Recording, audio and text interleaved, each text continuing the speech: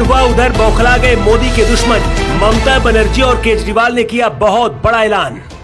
नोटबंदी से मोदी ने कर दिया खेल, विपक्षी हो गए फेल। नोटबंदी से पहले मोदी विदेश क्यों चले गए, जानते हैं आप? देश के दुश्मनों की निकली चीख, काला धन रखने वाले मांगेंगे अब भीख। मोदी का प्लान जानकर हिल जाएंगे आप। उधर मोदी जापान में थे और इधर हिंदुस्तान में नोटबंदी का ऐलान हो गया। लेकिन मोदी नोटबंदी से पहले विदेश यात्रा पर क्यों निकले और मोदी के न रहने पर देश में नोटबंदी का ऐलान क्यों किया गया, जानते हैं आप? 2016 की वो तारीख तो आपको याद ही होगी जब मोदी ने खुद देश के सामने आकर 500 और 1000 के नोट बंद करने का ऐलान किया था। लेकिन इस बार कुछ और हुआ है, बहुत बड़ा, जिसे आप नहीं समझ पाए।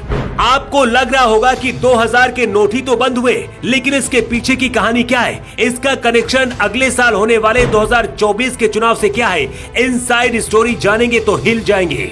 नोटबंदी की खबर सुनते ही दिल्ली में बैठे केजरीवाल क्यों हिल गए? ममता बनर्जी का बंगाल में सिंहासन कैसे डोल गया? बिहार से राजस्थान तक कैसे पिछले कुछ घंटों से 2000 के नोट समेटे जा रहे हैं? 2000 के नोटों से कैसे पीएम मोदी ने देश के दुश्मनों की बर्बादी की स्क्रिप्ट लिखी और प्लान क्या है, सबसे पहले से समझिए।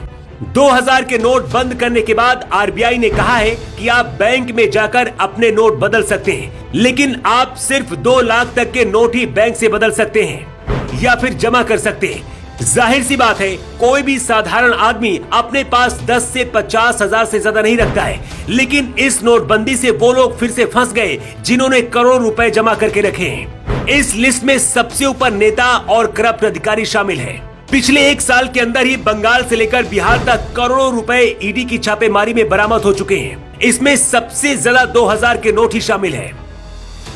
जिनके पास 2000 रुपए के नोट हैं, 30 सितंबर 2023 से पहले अपने बैंक में जाकर आप जमा कर सकते हैं या फिर अपने नोटों को बदल सकते हैं। आरबीआई ने अलग से इस बारे में बैंकों के लिए गाइडलाइंस भी जारी कर दी है। 23 मई 2023 से आरबीआई के 19 रीजनल ऑफिसेस में 2 लाख रुपए की लिमिट तक 2000 रुपए के नोट बदले जा सकेंगे। मतलब अब काला धन रखने वाले फिर से मोदी के प्लान में फंस गए हैं और अब बर्बाद होकर कटोरा लेकर भीख मांगने जैसी उनकी हालत होने वाली है। वैसे तो आरबीआई ने कहा है कि नोटों को 2016 में हुई नोटबंदी के बाद बाजार में पैसों की खपत को पूरा करने के लिए उतारा गया था। ये खपत अब पूरी हो गई है और इसलिए 2000 के नोट अब बैन किए जा रहे हैं।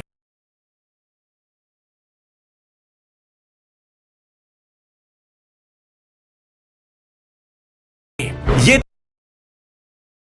तो बाहर की बात है, लेकिन अंदर की बात कुछ और है।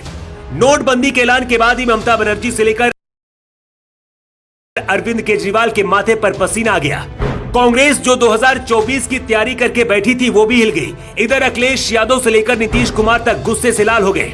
ये सच है कि किसी भी चुनाव से पहले करोड़ों रुपए खर्च होता है। विधायकी और सांसद के चुनाव में ये खर्च और भी ज्यादा बढ़ जाता है, इसलिए पैसों की जमाखोरी भी नेता करते हैं। लेकिन लोकसभा चुनाव से पहले ही 2000 के नोटों की बंदी करके पीएम मोदी ने फिर से देश में खलबली मचा दी। सबसे खास बात यह है कि इस बार आम जनता को कोई भी परेशानी नहीं होने वाली है। लेकिन 7 साल बाद फिर से पीएम मोदी ने काला धन रखने वालों की चीख निकाल दी है।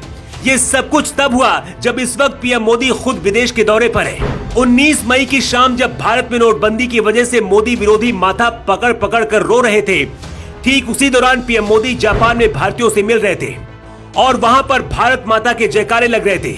आप कह सकते हैं कि भारत के अंदर जनता का पैसा लूटने वालों की बर्बादी का पीएम मोदी जापान में हिंदुस्तानियों के साथ जश्न मना रहे थे।